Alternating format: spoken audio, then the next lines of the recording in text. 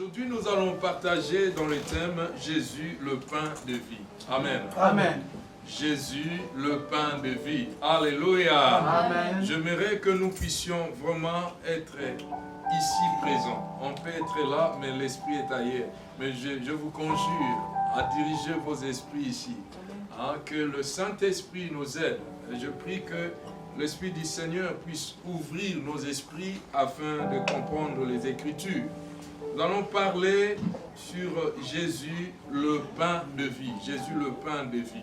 Vous savez, la fois passée, on a partagé sur « Donne-moi à boire hein? ». Celui, si tu connais celui qui te demande « Donne-moi à boire hein? », tu aurais lui-même à lui demander « Donne-moi à boire ». Vous voyez?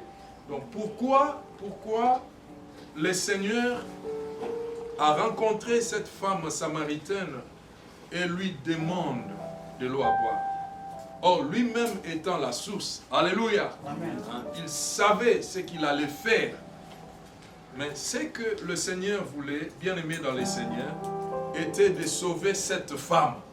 Cette femme qui luttait pour la vie, cette femme qui allait chercher de l'eau, l'eau vive, pour donner la vie à sa famille, à elle-même et à tout le monde qui était dans son entourage. Mais ces jours-là était son jour et le Seigneur l'avait rencontré. Amen. Amen. En disant que pourquoi toi, juif, tu parles à moi qui suis une femme samaritaine. Vous savez, en effet, le juif avec le samaritain ne se parlait pas, mais il y avait une cause. Alléluia.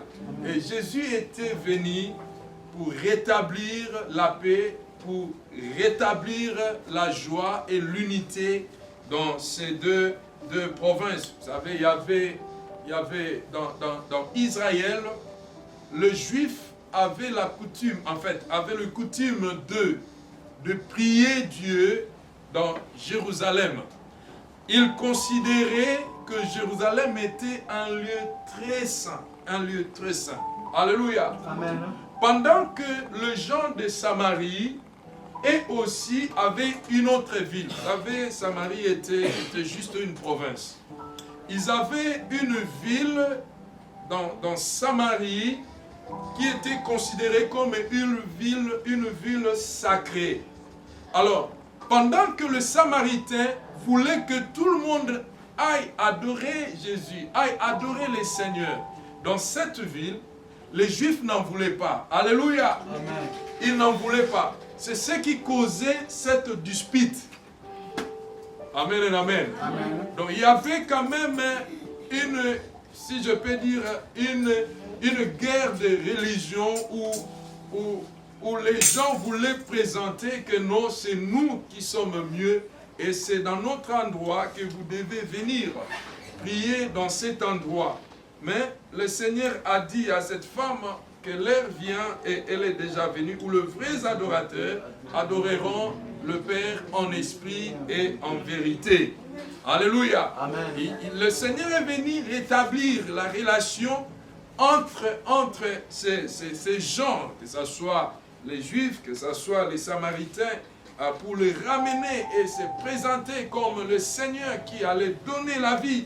Et quand il demandait de l'eau à cette femme, et la femme voyait qu'un homme, ne sachant pas que celui-là était un Dieu. Alléluia. Amen. Et c'est alors qu'il lui a répondu, si tu connaissais celui qui te demande à boire, tu aurais toi-même lui demandé à boire, et il t'aurait donné de l'eau vive. De l'eau que tu n'auras plus jamais soif. Alléluia. Amen. Donc Jésus est l'eau vive. Aujourd'hui, nous allons partager comme Jésus est le pain de vie. Jésus est le pain de vie. Amen. Voyez, nous voyons toujours concernant la vie, concernant la nourriture. Un jour, le Seigneur Jésus, la Bible nous révèle que l'Esprit du Seigneur lui a amené dans le désert. Après avoir jeûné 40 jours, 40 nuits, le diable s'est présenté. La première tentation était celle qu'il a recommandé ou dit au Seigneur. Il dit, tu vois ces pierres-là, transforme-les seulement en pain pour que tu vives, pour que tu manges. Amen. Amen. Et le Seigneur lui répondra, il dit, l'homme ne vivra pas seulement de pain, mais de toute parole qui sort de la bouche de Dieu. Alléluia. Amen. Vous voyez, quand nous voyons l'homme, la matière que Dieu a créé l'homme, c'est sur base de la poussière. Alléluia. Amen. Mais l'homme, à base de la poussière, n'était pas encore l'homme que le Seigneur attendait de lui. Quand vous lisez dans Genèse chapitre 2, le verset 7, hein, après que Dieu ait créé l'homme, la Bible dit, il souffla dans ses narines et l'homme devint un être vivant. Vous voyez? Donc, dans l'homme, nous voyons la partie matérielle. La partie matérielle qui est le corps. Alléluia. Amen. Et cette partie est composée de sable. Hein? Ce corps n'est comme un statut. Alléluia. Amen. Pour que l'homme devienne l'homme, pour que l'homme ait la vie, pour que l'homme devienne un être vivant, il a fallu un souffle de Dieu dans l'homme. Alléluia. Amen. Donc la Bible dit, Dieu souffla dans ses narines et l'homme devint un être vivant. L'homme devint un être vivant. Donc dans l'homme, nous voyons une partie matière physique et une partie spirituelle. Amen. Amen. Alors, maintenant, quand l'homme se concentre seulement à travailler pour nourrir sa partie matérielle qui est le corps, qui est ce sable. Alléluia. Amen. Permettez-moi d'utiliser ce terme. Le sable. Ça, ce n'est que le sable. Mais pour que je sois un homme réel, c'est que le Père attend de moi, il faudrait qu'il y ait un souffle vivant, un souffle de Dieu en moi. Est-ce que je me fais comprendre? Amen. Ouais. Donc, l'homme sans Dieu n'est que poussière. L'homme sans Dieu n'est que vanité. L'homme sans Dieu n'est rien, bien-aimé dans le Seigneur. Alléluia. Amen. Et nous voyons ici, quand le Seigneur Jésus a commencé à parler à la foule, au verset 27, Jean chapitre 6, verset 27. Ça, c'est le Seigneur Jésus qui parle. Il dit, travaillez, non pour la nourriture qui périt, mais pour celle qui subsiste pour la vie éternelle. Amen. Waouh! Alléluia! Amen. Jésus s'adressait à la foule. Un jour, la Bible dit, il a fait le miracle, il a nourri 5000 hommes sans compter les femmes et les enfants. Ils ont mangé et le soir fut arrivé, le Seigneur devait aller se déplacer, il allait dans la ville qu'on appelle Tibériade. Il est allé et les disciples l'ont suivi. Et la foule qui était restée pendant la nuit, le matin est arrivé, ils étaient contents de ce que le Seigneur avait fait. Il y avait de miracles, il y avait de guérisons, il y avait beaucoup de choses. Et ils étaient attirés aussi par ce qu'ils avaient vu et ce qu'ils avaient mangé. Et le matin, ils sont allés chercher le Seigneur. Et le Seigneur, le voyant, connaissant leurs désirs, il dit, vous êtes en train de me suivre, non pas parce que vous avez vu le miracle, alléluia, Amen. mais parce que vous avez mangé le pain. Parce que vous avez mangé le pain. Il y a des fois, bien-aimés, dans ce monde, les gens attendent que le Seigneur nous fasse d'abord du bien pour que nous puissions le suivre. Ça, c'est un danger. Alléluia. Amen. Je vous ai dit, dans ce corps, nous avons une partie matière physique qui est le sable. Nous cherchons à nourrir les sables. Alléluia. Amen. Et après, quand le sable va disparaître, ça sera confondu dans les sables. Alléluia. Amen. Mais l'âme, le souffle que Dieu a mis en toi, Jésus lui a dit, l'homme ne vivra pas seulement des pains, mais de toute parole qui sort de la bouche de Dieu. Alléluia. Amen. Combien de gens qui luttent dans ce monde juste pour nourrir les sables, pour nourrir ses corps. Alléluia. Amen. Et ces gens lui ont suivi. Il dit, Seigneur, nous avons besoin de toi. Le Seigneur connaissant leur cœur, il dit, vous me suivez parce que, non pas que vous avez vu le miracle, mais parce que vous avez mangé le pain. Vous avez mangé le pain. Alléluia. Amen. Vous avez mangé le pain. Amen et amen. Amen. Et plusieurs d'entre nous dans ce monde est en train de lutter pour manger le pain, pour nourrir le sable qui est son corps. Alléluia. Amen. Il y a des fois, on n'a plus de temps pour chercher la source qui est la face de Dieu, pour nourrir son esprit, pour nourrir son âme. Et c'est pourquoi le Seigneur les répliqua. Il répliqua à la foule.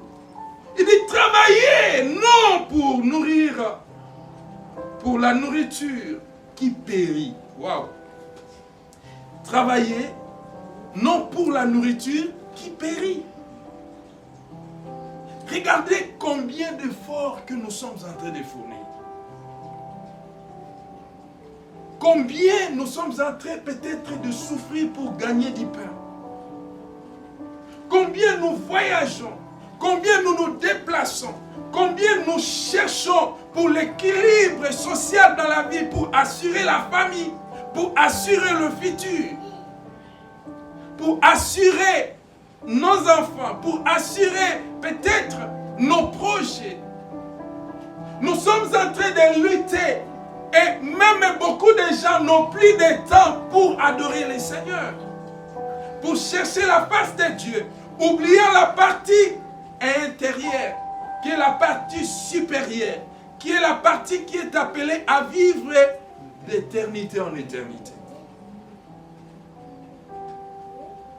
Alléluia. Amen. Il dit, travaillez, non pas pour la nourriture qui périt. Travaillez non pas pour la nourriture qui périt, mais pour celle qui subsiste pour la vie éternelle. Et que le Fils de l'homme vous donnera, car c'est lui que le Père, que Dieu a marqué de son sceau. Nous devons travailler non pas seulement pour la nourriture qui périt, mais nous devons travailler pour la vie éternelle. L'homme, en réalité, est esprit. Le corps que nous portons n'est que le sable qu'on appelle l'enveloppe. Pour que nous puissions garder l'équilibre, bien-aimés dans le Seigneur, nous devons nous assurer que notre âme a reçu le salut. Et qui donne ce salut, c'est Jésus-Christ. Nous devons travailler, non pas seulement pour la nourriture qui périt, mais nous devons aussi travailler pour notre salut, pour notre âme. Pour notre âme. Et le Seigneur continue à dire, il lui dit, que devons-nous faire pour faire les œuvres de Dieu? Et en fait, ils ont compris qu'ils étaient dans les rêves. Ils avaient donné leur vie, ils suivaient le Seigneur seulement à cause du bien que le Seigneur leur accordait, leur donnait. Mais ils oubliaient que leur âme aussi avait besoin de la parole de Dieu.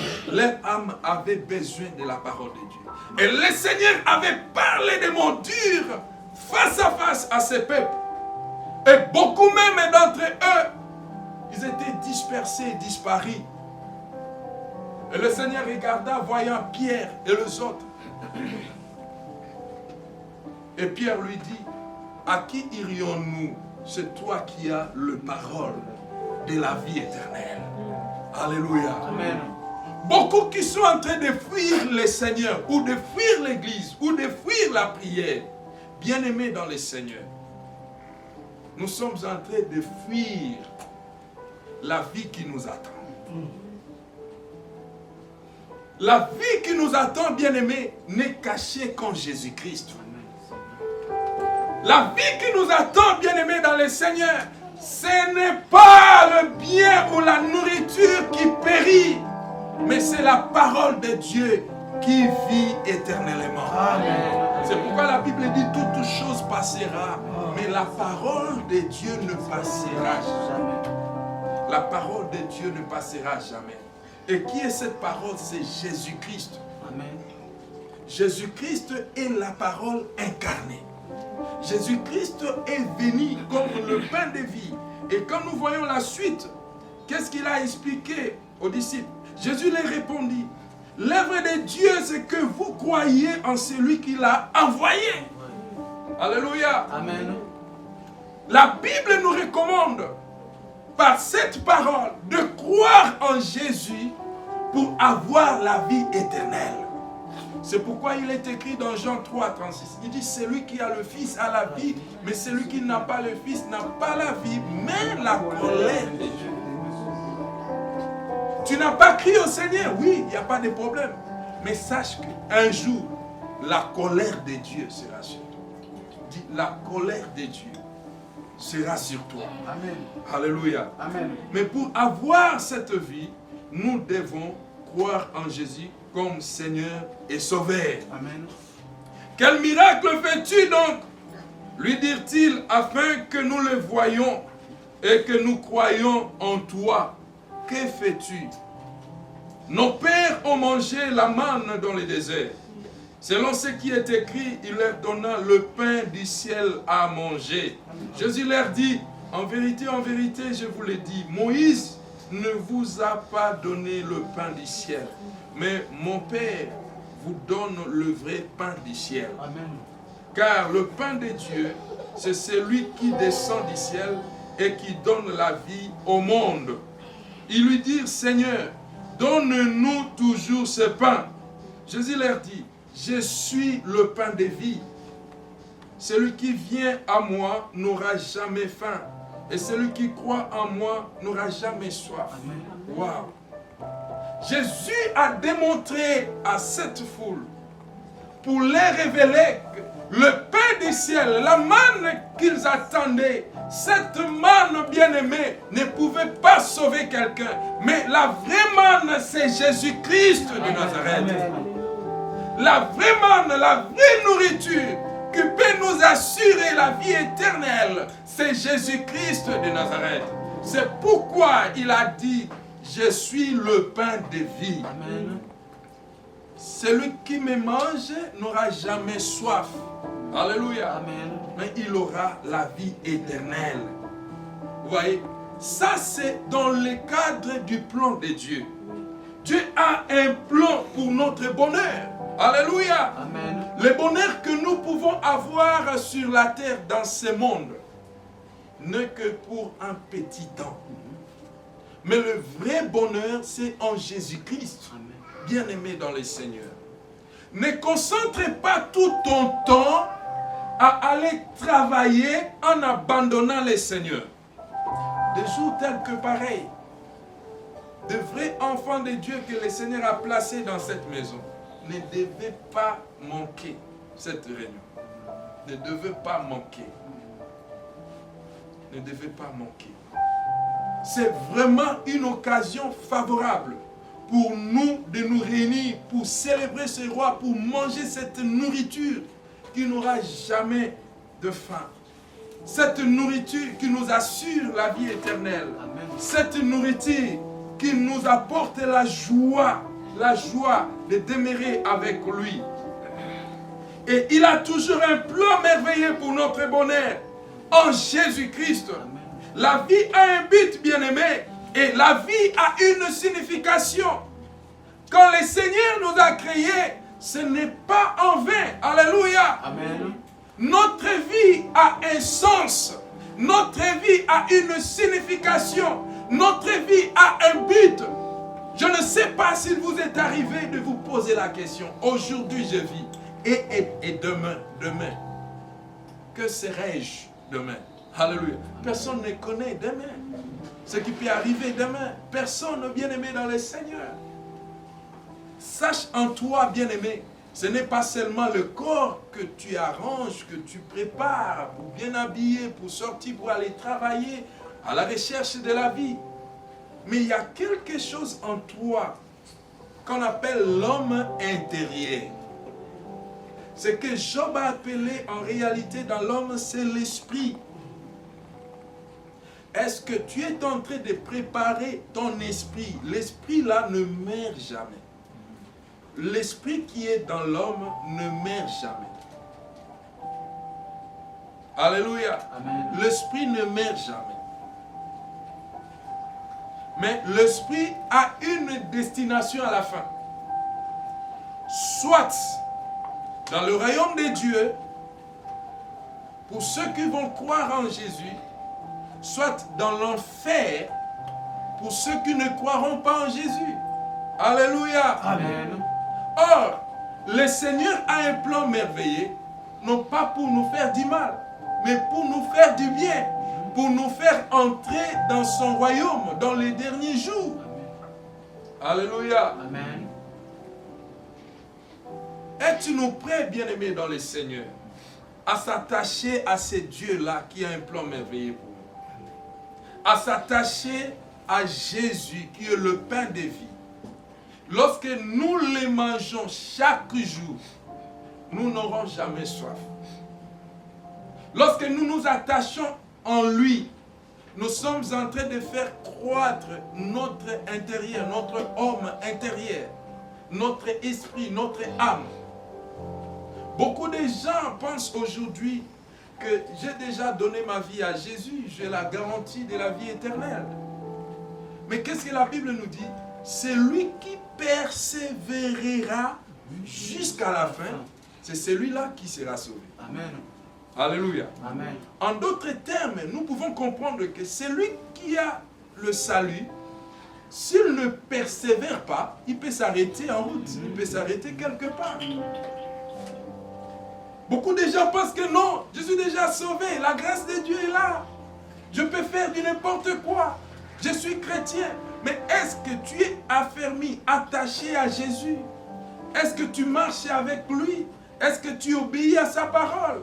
Est-ce que tu demeures dans sa présence? Alléluia. Amen. Est-ce que tu persévères chaque jour?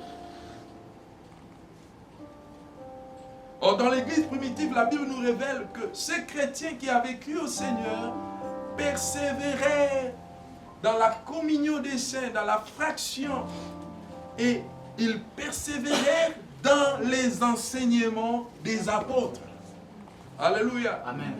Et aujourd'hui, les chrétiens d'aujourd'hui, nous attendons seulement les dimanches pour venir. Et il y a des fois, si nous sommes occupés, on s'excuse. On dit non, Dieu tu connais, je dois aller chercher, je dois aller travailler pour payer la maison, payer le visa, payer telle situation. Alléluia. Amen. Mais Christ nous dit, travaillez non pas seulement pour la nourriture qui périt. Alléluia. Amen. Mais travaillons aussi pour la vie éternelle. Pour la vie éternelle. Amen. Cela veut dire que nous devons faire la part de toutes choses. Dans notre organisation, nous disons que nous devons venir chercher la face de Dieu. Peut-être le mercredi, le vendredi, le dimanche. Un homme fidèle à Dieu, une femme fidèle à Dieu. Quel que soit son travail, alléluia. Amen. Quand l'heure de la prière sera arrivée, il doit d'abord stopper son travail pour donner gloire à Dieu. Alléluia. Amen. En quelque sorte, nous pensons que Dieu est un petit, le travail que nous faisons c'est grand. Donc on peut négliger Dieu, on va d'abord travailler. Non. Moi je pense qu'on doit d'abord chercher la source qui est Dieu. Et c'est lui-même qui nous donnera la sagesse, comment opérer pour avoir ce dont nous sommes en train de chercher. C'est ça en fait la réalité. C'est ça la réalité. Mais cela demande la connaissance de ce Dieu que tu es en train de servir. Notre Dieu, notre Créateur, il n'est pas petit. Il est grand. Il est puissant. Il est la source de notre vie. Alléluia. Amen. Et c'est lui qui tient le monde entier dans ses mains. La Bible dit, il a le monde entier dans ses mains. Amen. Il a le monde entier. Bien-aimés dans le Seigneur, Dieu a un plan merveilleux pour vous et moi. Amen. Et notre vie a un sens lorsque nous sommes sauvés. Notre vie a un sens lorsque nous nous attachons en Jésus, parce que Jésus est la vie, Jésus est le pain de vie, c'est Jésus qui nous donne la vie et c'est lui qui nous amènera dans son royaume. Amen. Notre Dieu le Père veut que nous puissions trouver le bonheur en Jésus. Il veut que nous puissions trouver la joie en Jésus. Tout ce que nous pouvons faire sans Jésus n'est que rien, bien-aimés. N'est que rien. Soyons dans la joie lorsque nous servons le Seigneur. Soyons dans la joie lorsque de temps à temps nous sommes dans la présence de Dieu. Soyons dans la joie, bien-aimés dans le Seigneur. Quand l'heure du Seigneur est arrivée, que personne ne te pousse, que tu sois mobilisé par ton esprit, je dois aller chercher l'Éternel. Je dois aller lui rendre des actions de grâce. Je dois lui remercier, lui prier parce que c'est lui qui nous protège. Et c'est lui qui veut notre bonheur. Comme je l'ai dit, notre joie se trouve en Jésus. Bien-aimé, pour ce faire, le Seigneur a élaboré un plan pour nous faire progresser, pour nous faire vivre dans la foi. Alléluia. Pour nous faire fonder.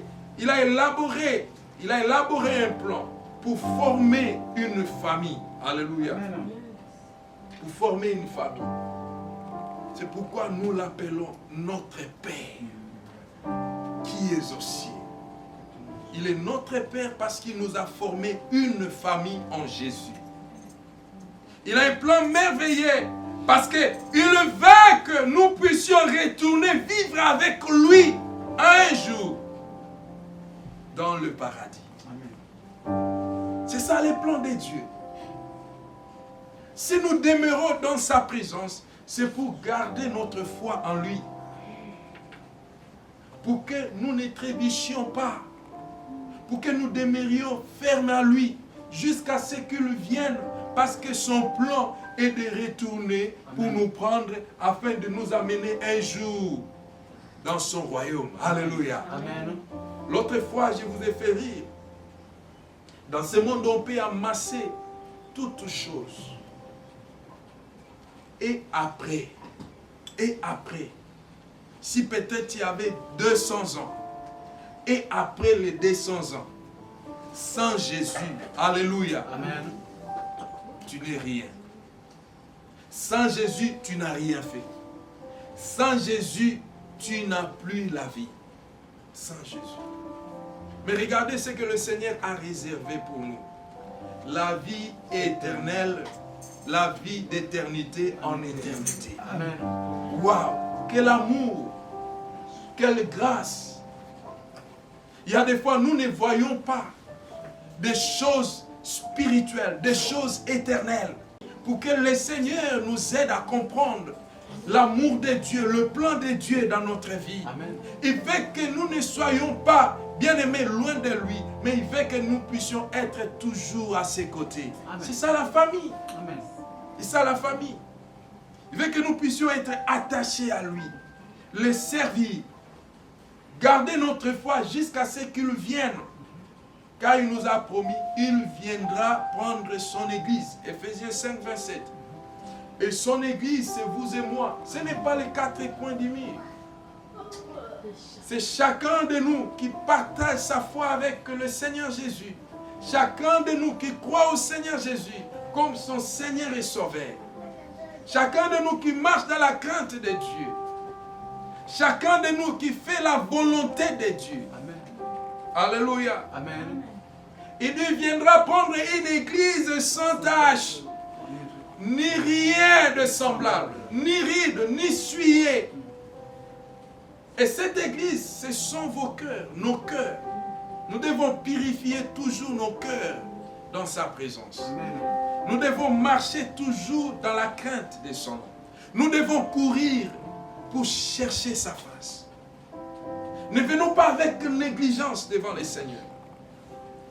Dieu n'est pas un grand-père avec qui on peut blaguer, on peut négliger. Nous devons craindre Dieu. Alléluia. Amen. C'est un Dieu puissant, très puissant, tout puissant. Nous devons nous approcher de lui avec tremblement. Ce n'est pas que tu es dans la maison de Dieu. Quelquefois, tu es distrait avec les téléphones. Bien-aimé, nous devons changer. Amen. Nous devons changer. Raison pour laquelle nous pouvons conseiller. Quand vous entrez dans le parvis du Seigneur, dans la maison où on invoque le nom du Seigneur, si vous avez le téléphone, essayez de mettre sous vibreur. Ou bien vous éteignez seulement pour éviter la distraction. Et toutes ces choses, c'est le diable qui le fait. Pendant que la parole sort, vous êtes distrait, vous ratez quelque chose d'importance qui peut changer votre vie. Ce n'est que le plan de l'ennemi. Nous devons être soumis et obéissants à la parole de Dieu. C'est ce que le Seigneur aime. C'est ce que le Seigneur attend de nous. Sachant qu'un jour, il va retourner pour nous prendre afin de nous amener dans son royaume. Alléluia. Amen. Jésus, le pain de vie. Quelle est l'origine de la vie, bien-aimé? L'origine de la vie, c'est Dieu lui-même. C'est Dieu lui-même. La Bible nous révèle dans Hébreux 3, verset 4. Il dit que chaque maison a été construite par quelqu'un. Une maison construite par quelqu'un. Mais dans toutes ces choses, c'est Dieu qui a tout construit. C'est Dieu qui est l'auteur. À savoir que ta vie, bien-aimée, est une maison. Ton corps est une maison que Dieu a construite. Amen. Alléluia. Amen. C'est Dieu qui est l'auteur de ta vie. Amen. Mais pour que Dieu soit réellement l'auteur de ta vie, tu dois le connaître. Tu dois t'attacher à lui pour que ta vie soit parfaite. Pour que ta vie soit parfaite. L'homme sans Dieu, l'homme sans Jésus n'est que mort. N'est que mort. Nous prenons un exemple. Vous savez, quand Dieu a créé l'univers, a créé toutes choses, il a organisé toutes choses avec une intelligence très supérieure. Personne ne peut comprendre l'intelligence de Dieu. Comment est-ce que les choses se sont organisées? Comment est-ce que le Seigneur a planifié les choses pour que la vie continue? Continue, que ce soit chez l'homme, chez les animaux, chez les arbres et toutes choses. Bien-aimé, c'est Dieu-là, nous devons le craindre. Quel est cet homme qui peut faire des choses comme Dieu?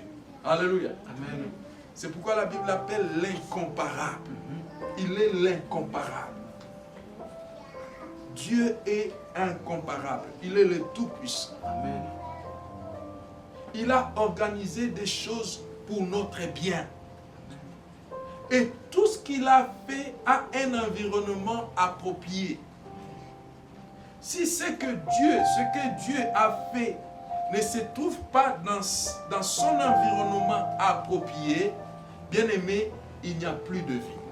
Hein? Je vais donner un exemple. Vous voyez, quand Dieu a créé les poissons, il les a mis dans l'eau. Ça, c'est l'environnement approprié pour les poissons.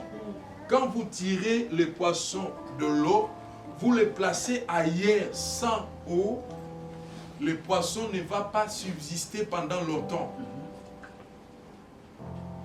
Il peut sortir, il peut bouger. Là, on sait qu'il a la vie parce qu'il y a le mouvoir. Il bouge. Alléluia. Amen. Mais après combien de temps?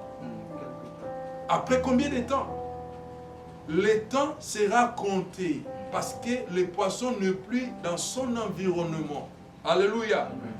Donc quand vous le déplacez de son environnement, il n'y a que la mort qui lui attend. Alléluia. Amen. Cela est pareil à l'homme. Amen. Dieu a créé l'homme par la poussière de la terre. L'environnement que le Seigneur a communiqué à l'homme, c'est son souffle de vie. Waouh! Pour que ce souffle de vie soit gardé continuel, il faudrait que l'homme soit attaché à lui, à Dieu. C'est pourquoi tout homme sur la terre, sans Jésus, sans Dieu, n'est que mort. Nous voyons des hommes Mais peut-être nous voyons de morts. Vous voyez quelqu'un marcher sans Jésus, quels que soient les milliards de dollars qu'il a amassés, sans Jésus, il n'est que mort. Il n'a pas la vie, selon la parole de Dieu. Alléluia. Amen. Mais notre vie a un sens lorsque notre vie est cachée en Jésus. Amen. Lorsque Christ est notre salut, il est notre chemin, Amen. Il est la vérité, Amen. Il est la vie. C'est pourquoi Christ lui dit, je suis le chemin, la vérité et la vie. Nul ne vient au Père sans passer par moi.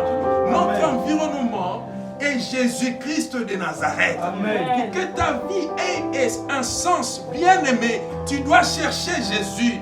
Tu dois marcher avec Jésus. Tu dois travailler avec Jésus. Dans tout ce que tu fais, tu dois associer Jésus. Dans tes finances, pour que tes finances soient protégées, tu dois associer Jésus.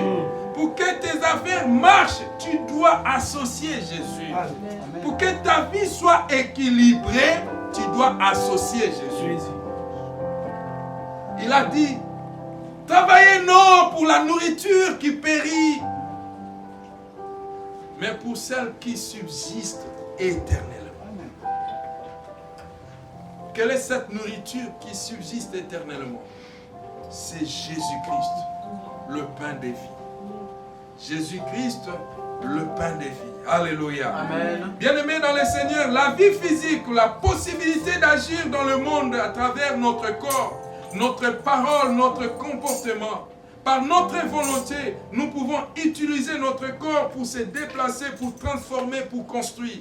C'est ça la vie physique, la matière. Nous pouvons faire tout ce que nous pouvons faire dans ce monde. Mais cela n'a pas un sens d'éternité. Mais pour que notre vie puisse avoir un sens d'éternité, notre vie doit être cachée en Jésus. La vie doit être cachée à Jésus. Alors pourquoi donner sa vie à Jésus? Pourquoi donner sa vie au Seigneur? Alléluia. Amen. Quand nous lisons Jean chapitre 5 verset 26, qu'est-ce que la Bible nous dit? Jean chapitre 5 verset 26, la Bible déclare: car comme le Père a la vie en lui-même, ainsi il a donné au Fils d'avoir la vie en lui-même. Alléluia. Amen. On ne donne que ce qu'on a. Alléluia. Amen. Car le Père a la vie en lui-même. Le Père a donné la vie en Jésus. Or, celui qui croit en Jésus a la vie éternelle. Amen. Alléluia. Amen. Donc, aussi longtemps que nous croyons en Jésus et nous sommes fermés dans notre foi, nous les servons, nous sommes fidèles à lui, bien-aimés, sachez que tu as la vie en toi. Amen. La vraie vie. Amen. La vraie vie, c'est la vie en Jésus-Christ. C'est la vie éternelle. Si l'on se confie au Seigneur bien-aimé, on peut réellement surmonter toutes les difficultés qui peuvent nous arriver. Si on se confie au Seigneur, les difficultés peuvent arriver étant donné que nous avons Jésus. Il sera notre secours. Amen. Et ce Seigneur ne va pas nous abandonner. Parce qu'en lui, nous avons la vie. Amen. Il est le pain de vie. Quelle que soit la situation que peut nous arriver, bien-aimés dans le Seigneur, si Jésus est réellement notre Seigneur, bien-aimé dans le Seigneur, il apportera une solution. Amen. Nous aurons la paix du cœur. Amen. Nous aurons la joie du cœur. Amen. Et nous aurons la solution à tout problème. Amen. Qui peut s'élever devant nous. Alléluia. Amen. Et nous devons savoir que c'est le Seigneur Jésus qui donne la vie à ceux qui croient en lui. À ceux qui croient en lui. Quiconque croit en Jésus, il a la vraie vie. Il a la vraie vie. La vraie vie se trouve en Jésus. Amen. Et comment nous devons garder cette vraie vie? C'est dans la crainte de Dieu. Quelqu'un peut me lire Ecclésiaste chapitre 12, verset 13. La Bible dit, écoutons la fin du discours. Crains Dieu et observe ses commandements. C'est là ce que doit faire tout homme. Alléluia. Nous devons craindre Dieu et nous devons observer ses commandements. Et c'est là que doit faire tout homme. Amen et amen. Amen. Donc nous devons craindre Dieu car c'est lui qui est la source de notre vie. Amen. Car il nous donne la vie en son Fils Jésus-Christ. Jésus-Christ est le pain de vie. Amen. Et celui qui mange ce corps, celui qui mange ce pain, n'aura jamais soif. N'aura jamais soif. Amen. C'est pourquoi, bien-aimé, je vais t'inviter à examiner ta vie.